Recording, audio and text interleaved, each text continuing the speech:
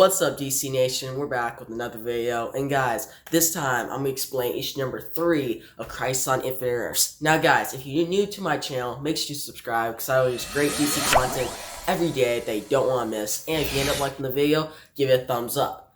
Now guys, if you haven't read issue number 1 and 2, check out my videos in the top right corner right here where I explain them fully. But if you're all caught up, then let's dive into issue number 3. So guys, the issue starts out with the Monitor. He's on his golden satellite, right? And he's analyzing this child on his ship. And the child is more older than last issue. It's not a baby anymore. And this is Alexander Luthor. And guys, Alexander Luthor is pretty much the son of Alexander Luthor and Lois Lane from Earth 3, where the crime syndicate ruled supreme, and Alexander Luthor is pretty much like the hero. But when that Earth got destroyed, they sent their son out into space, and the Monitor found it. Now, the Monitor is analyzing and said, this child is the thing that could save everyone and defeat the Antimatter, my foe. So that means this child is pretty much like the Neo of our storyline.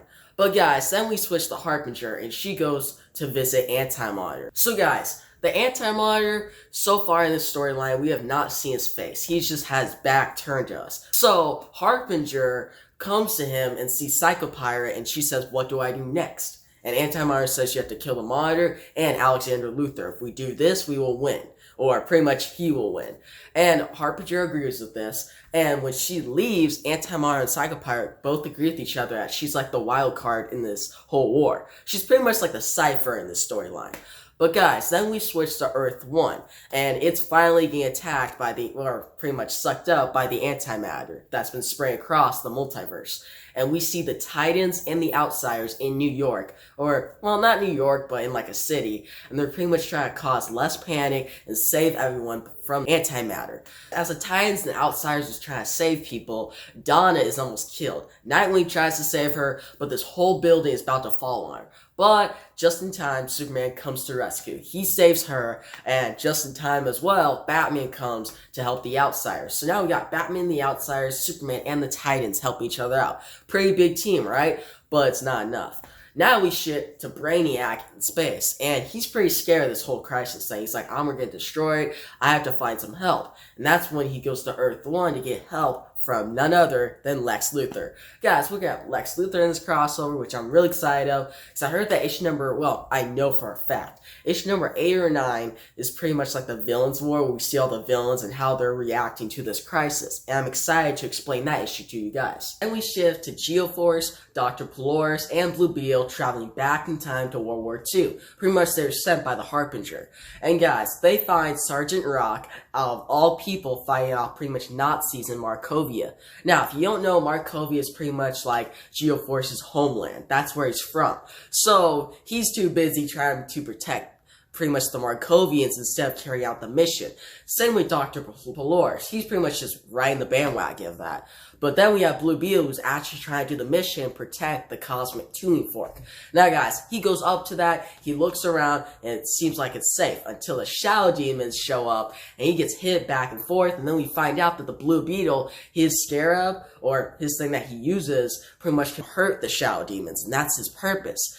But they fail. Like, guys, they do bad. Like, Blue Beetle, he's useful at first, but then he just gets beat the crap out by the Shadow Demons. And Geoforce and Dr. Polaris, they're too busy trying to protect the Markovians instead of carry out the mission. So Monitor sends them back to Earth 1, where they're pretty much awaiting their deaths because the Antimatter is approaching. And then we shift to Kamandi by Salvar's side. And Salvar, like last issue, he got hit by the Shadow Demons, and he dies by a wound right here. So, the King of Gorilla City, he's dead. But then we see Earth 2 Superman and Dawnstar from the Legion of Superheroes. They decide, alright, we're just going to wait at this Cosmic Tuning Fork, wait for the Shadow Demons, and wait for another plan by the Monitor. And guys, then we shift to Jonah Hex, Nighthawk, and Giant Thunder in the Old West. Now guys, they don't know what's happening, they see Antimatter coming, they're like, what are we gonna do? And that's when Cyborg, Simon, Firebrand, and John Stewart show up, and guys, pretty much they try to help them out and they find the Cosmic Tuning Fork. And they're saying, alright, we gotta protect this from the Shadow Demons. Shadow Demons show up, and they're getting their ass whooped, guys. They're doing bad. And John Stewart is like, alright, I got this, guys. I got it. I have my ring. The Guardians of the Universe built this for a reason.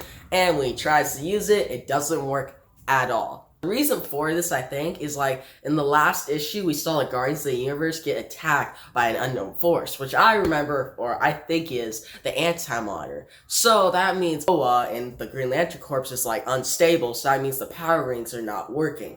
And that'll probably be followed up on as the series continues. So guys, that's when we shift back to the Legion of Superheroes. And as we know in last issue, they're searching for Dawnstar, and they're going to try to figure out what's happening, and Brainiac 5 told them, hey, Antimatter's approaching, we gotta stop this. So we resume to them trying to like save everyone, but they can't do it. They're pretty much like failing really badly.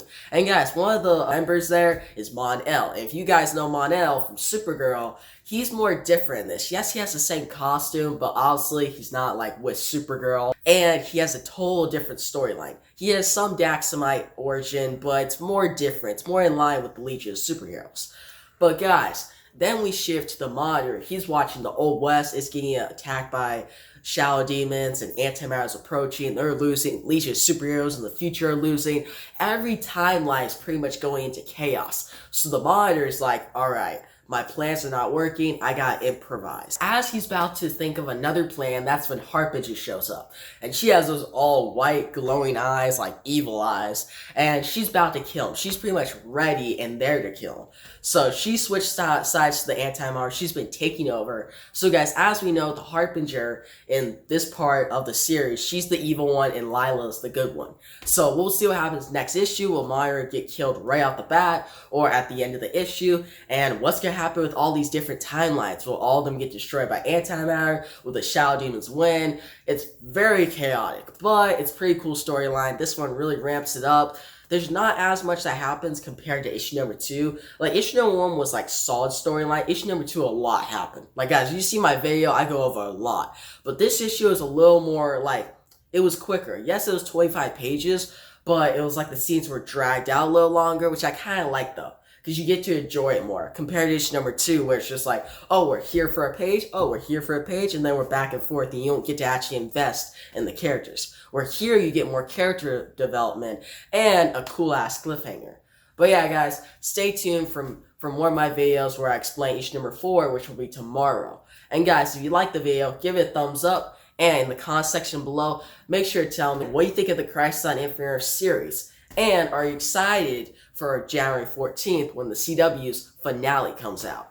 But yeah, guys, if you're new to my channel and you haven't subscribed yet, make sure you subscribe because I always great DC content every day that you don't want to miss. And yeah, guys, that's the video, and peace out.